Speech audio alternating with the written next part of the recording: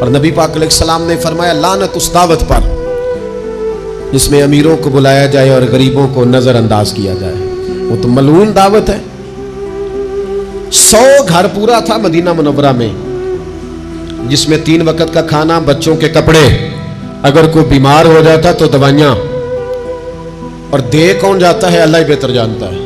ایک نقاب پوش آتا تھا، دروازے پہ دے جاتا تھا، نام پوچھتے تھے تو ناراض ہو جاتا تھا۔ اور یہ ایک دن کام نہیں ہوا، سالوں یہ کام جاری رہا، پتہ ہی کوئی نہیں کون دے جاتا ہے، کوئی خبر ہی نہیں۔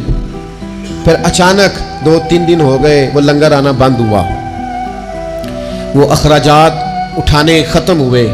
اب لوگ ایک دوسرے سے پوچھنے لگے کہ وہ کھانا تیرے گھر بھی نہیں آیا، تیرے گھر بھی نہیں آیا، پتہ کرو کب سے نہیں آیا، پتہ کرو کب سے نہیں آیا۔ تو طے ہو گیا، جب لوگوں نے تاریخیں لگانی شروع کی، ایک دوسرے کے ساتھ ملانی شروع کی، تو 18 محرم سے میرے گھر نہیں آیا، ہاں ہمارے ہاں بھی 18 محرم سے نہیں آیا، پتہ کرو، تحقیق کرو۔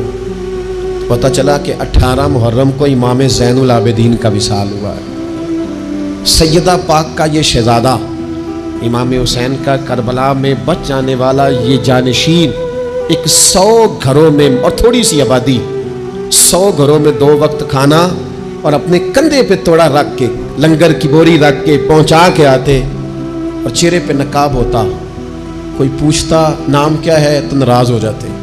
100 گھروں میں کھانا جاتا۔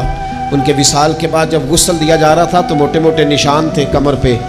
لوگوں نے ان کے بیٹے سے پوچھا کہ یہ کیا ہے، تو فرمانے لگے میرے والد اپنے کندھوں پہ تھیلے رکھ کے آخر عمر تک گھروں میں پہنچا کے آتے رہے۔